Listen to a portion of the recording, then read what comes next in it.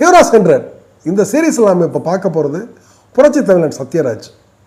1977 வருஷம் சட்டம் என்கையில் திரைப்படத்தின் மூலமாகவும் அதற்கடுத்து அவசர காரியங்கிற ஒரு திரைப்படத்தின் மூலமாகவும் ஒரு சின்ன ரோலில் நடித்து தன்னுடைய திரை வாழ்க்கையை துவங்கின நடிகர் சத்யராஜ் பல படங்களை சின்ன சின்ன ரோலில் நடிச்சு கிட்டத்தட்ட ஒரு 10 வருடங்கள் அவருக்கு சரியான வாய்ப்புகள் இல்லாமலே இருந்த ஒரு தருணத்தில் மீண்டும் அவர் இயக்குனர் மணிவண்ணன் மூலமாக 100வது நாள் 24 மணி நேரம் போன்ற படங்கள் எல்லாம் வில்லனாக நடித்து அதற்கு பிறகு காக்கி சட்டை படத்தில் அவருடைய அந்த டயலாக் சென்ஸு அந்த டயலாக் உச்சரிப்புங்களை அதில் எல்லாம் அவர் பிரமாதமாக நோட்டிஃபிகேஷன் ஆனதுக்கு பிறகு விக்ரம் படத்தில் அது ஒரு வில்லனாக நடித்து இப்படி பல படங்களை நடித்து ஒரு கட்டத்தில் சாவிங்கிற திரைப்படத்தின் மூலமாக ஆன்டி ஹீரோவாகி மக்களின் பக்கம் திரைப்படத்தின் மூலமாக அவர் வெகுஜன ஹீரோவாகிறார்.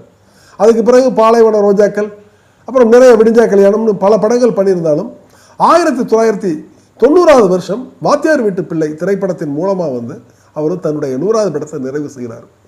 வாத்தியார் வீட்டு பிள்ளை திரைப்படம் 100வது படமாக இருந்தாலும் சத்யராஜுக்கு ஒரு பெரிய வெற்றி படம்னு சொல்ல முடியாது. அதே நேரம் அது ஒரு தோல்வி படம்னு கிடையாது. ஒரு மினிமம் பட்ஜெட்டில் அந்த படம் எடுக்கப்பட்டு மினிமம் கேரண்டி படமாகவே இருந்தது.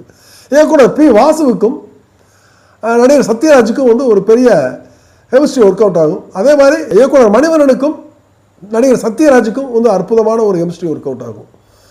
பொதுவாக சத்யராஜ் மணிவண்ணனுடைய டயலாக் டெலிவரி மாடுலேஷன் தான் அவர் ஸ்க்ரீன் ப்ரெசென்ட்டாகவே பண்ணார்.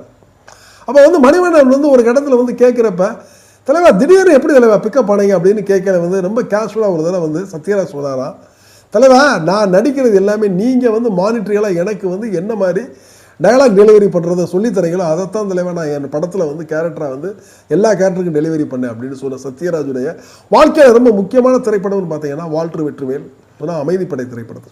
அது வாத்தியார் வீட்டு பிள்ளை திரைப்படம் 1990வது வருஷம் இயக்குனர் பி வாசுடைய டைரக்ஷனில் ரிலீஸ் ஆச்சு. வாத்தியார் வீட்டு பிள்ளை பெரிய சக்ஸஸ் ஆகலை. ஒரு மினிமம் பட்ஜெட்டில் எடுக்கப்பட்டு மினிமம் கேரண்டி படமாகவே இருந்தது. பொதுவாக ஹீரோக்கள் தங்களுடைய 100வது படத்தை எப்பயுமே ஒரு சூப்பர் ஃபோக்கஸிங்கில் தான் அந்த படத்துக்கு ட்ரை பண்ணுவாங்க. ஆனால் பெரும்பான்மையான ஹீரோக்களுக்கு அந்த மாதிரி 100வது படங்கள் ஒர்க் அவுட் ஆகலை. அந்த சீரீஸில் பார்க்குறப்ப இதில் வாத்தியார் வீட்டு பிள்ளை திரைப்படம் சத்யராஜுக்கு பெரிய லெவலில் ஹெல்ப் பண்ணலை. கேரக்டர் ஆர்டிஸ்ட் ஆனதுக்கு பிறகு அவருடைய வாழ்க்கையில் அடுத்த ரன்னிங்க்கு ரொம்ப ரொம்ப முக்கியமான ஒரு திரைப்படம்னு பார்த்தா பாகுபலி படத்தில் நடித்த அவருடைய கட்டப்பா ரோல்.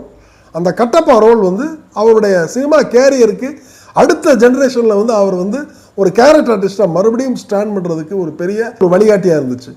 ஸோ 100 படங்களை கடந்து இன்னைக்கு கேரக்டர் ஆர்டிஸ்ட் ஆகியிருக்கிற சத்யராஜ் தன்னுடைய சினிமா கேரியரில் பல்வேறு வகையான கதாபாத்திரங்கள் நடிச்சிருந்தாலும் வில்லனா கதாநாயகனா இன்று கேரக்டர்